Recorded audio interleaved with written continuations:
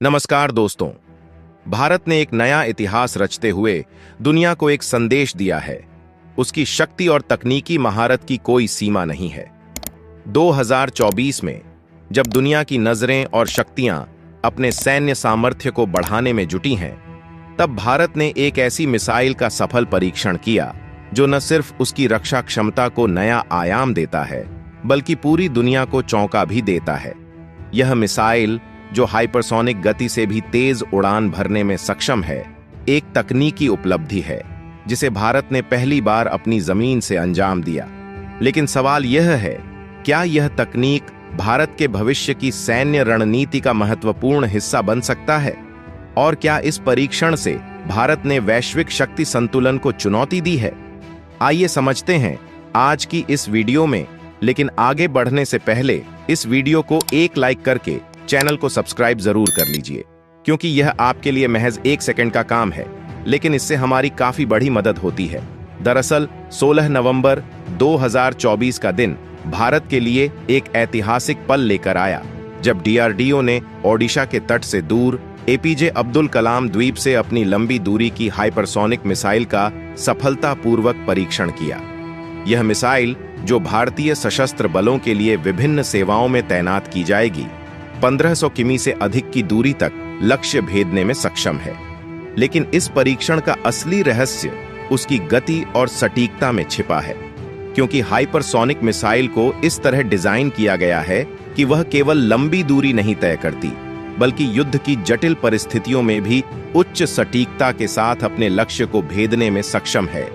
यहाँ पर अलग अलग रेंज प्रणालियों द्वारा इसे ट्रैक किया गया और डाउन रेंज जहाज स्टेशनों से प्राप्त उड़ान डेटा ने मिसाइल की सफल टर्मिनल युद्धाभ्यास और उच्च सटीकता से प्रभाव की पुष्टि की। दोस्तों, यह सिर्फ एक परीक्षण नहीं था, बल्कि एक संकेत था। भारत ने रक्षा क्षेत्र में एक और नया कदम बढ़ाया है, जो न केवल उसके सैन्य सामर्थ्य को नए आयाम देता है, बल्कि पूरी दुनिया को यह संदेश भी देता है कि भारतीय रक्षा तकनीकी शक्ति अब कहीं अधिक उन्नत और सशक्त है। बताते चले, यह मिसाइल, जो भारत के सैन्य सामर्थ्य को एक नई दिशा दे रही है, एक अद्वितीय स्वदेशी प्रयास का परिणाम है।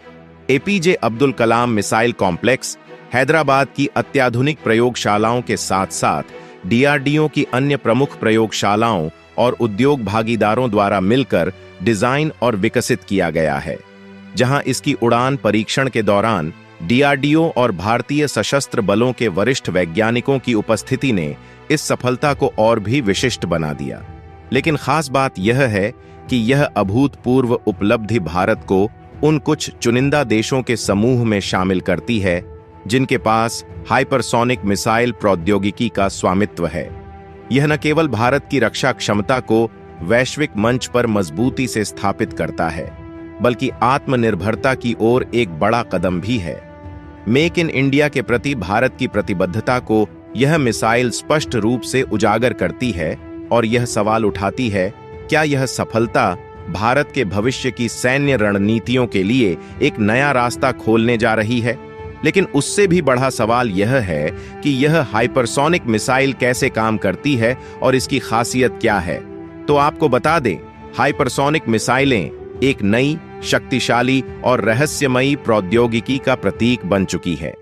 ये मिसाइलें ऊपरी वायुमंडल में ध्वनि की गति से 5 गुना अधिक, यानी लगभग 6200 किलोमीटर प्रति घंटे की रफ्तार से उड़ान भरती हैं।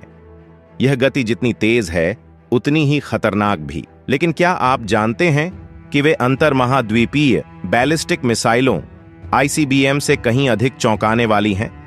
हालांकि हाइपरसोनिक मिसाइलें आईसीबीएम से थोड़ी धीमी हैं, परंतु इनका आकार और डिजाइन उन्हें एक अद्वितीय खतरे में बदल देते हैं।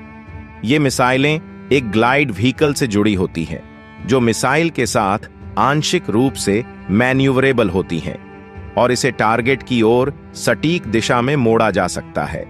इसका मतलब है कि यह दुश्मन के परंपरागत रक्षा सिस्टम से बचने में सक्षम होती है और यह एक आंशिक कक्षीय बमबारी प्रणाली के रूप में कार्य करती है, जिसका रिएक्शन टाइम इतना कम है कि किसी भी पारंपरिक डिफेंस सिस्टम के लिए इसे रोकना लगभग असंभव हो जाता है।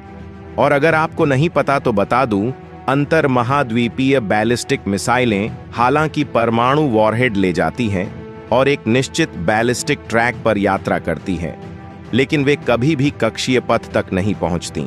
जबकि अगर हम हाइपरसोनिक मिसाइलों की बात करें तो हाइपरसोनिक मिसाइलें ऊपरी वायुमंडल में इतनी तेजी से यात्रा करती हैं कि वे राडार और अन्य ट्रैकिंग प्रणालियों को धोखा देने में सक्षम होती है, जिससे इन्हें रोकना और भी कठिन हो जाता है। दोस्तों, हमारा प्यारा भारत देश जो अब इस तकनीक में अग्रणी बन चुका है, उसने दुनिया को यह दिखा दिया है कि उसकी सैन्य ताकत अब नए स्तर पर पहुंच चुकी है और यह सिर्फ एक महज शुरुआत है, बल्कि आने वाले वक्त में भारत और भी अधिक शक्तिशाली होने वाला है। लेकिन दोस्तों, हाल ही में एक खबर ने भारत को परेशानी में डाल दिया है। दरअसल बांग्लादेश की सेना को पाकिस्तान से गोला बारूद और हथियार की पहली खेप मिल गई है। जहां बांग्लादेश की मोहम्मद यूनुस के नेतृत्व वाली अंतरिम सरकार ने पाकिस्तान से तोपखाने के गोले, टैंक गोला बारूद, विस्फोटक और प्रोजेक्टाइल ऑर्डर किए थे। सूत्रों के मुताबिक इस डील के तहत पहली खेप इस हफ्ते पाकिस्तान से बांग्लादेश पहुंची है। और अगर आपको नहीं पता तो बता दें, बांग्लादेश और पाकिस्तान के बीच इस तरह की डील बहुत आम नहीं है, क्योंकि दोनों देशों के संबंध ऐतिहासिक रूप से तनावपूर्ण रहे हैं। लेकिन हैरानी वाली बात यह है कि बांग्लादेश को पाकिस्तान से ये हथियार और गोला बारूद ऐसे समय मिले हैं जब विरोध प्रदर्शनों के बाद 5 अगस्त को शेख हसीना को पीएम पद और देश छोड़ना पड़ा था, और आज मोहम्मद यूनुस के नेतृत्व में देश में अंतरिम सरकार है।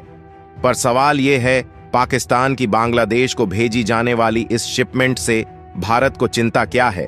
तो आपको बता दे, भारत की नजरें हमेशा अपने पड़ोसियों पर होती हैं, और बांग्लादेश जो रणनीतिक दृष्टि से भारत के लिए एक बेहद अहम पड़ोसी है, लेकिन फिर भी हर कदम पर भारतीय सुरक्षा प्रतिष्ठान की नजरें टिकी रहती हैं। हालांकि बांग्लादेश और पाकिस्तान के रिश्ते कभी भी अच्छे नहीं रहे, लेकिन हाल के घटनाक्रमों ने दोनों देशों के रिश्तों में एक नया मोड़ लाया है। जहां एक बेहद चौंकाने वाली घटना घटी जब कराची से एक मालवाहक जहाज बुधवार को चटगांव पहुंचा। यह पाकिस्तान और बांग्लादेश के बीच 1971 के बाद पहला सीधा समुद्री संपर्क था। इस कदम ने भारत के रक्षा प्रतिष्ठान में एक गहरी चिंता की लकीर छोड़ दी है, क्योंकि यह सिर्फ एक व्यापारिक डील का हिस्सा नहीं था, बल्कि यह एक रणनीतिक गठजोड़ की ओर इशारा करता है।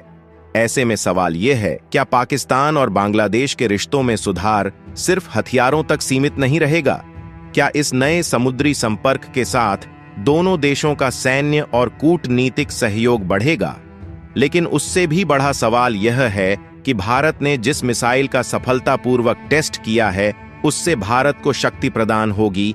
अपनी जरूरी राय कमेंट बॉक्स में अवश्य दे, और भारत से जुड़ी इसी तरह की अपडेट पाने के लिए चैनल को सब्सक्राइब करें, साथ ही बेल आइकन को ऑल पर सेलेक्ट करें। जय हिंद, जय भारत।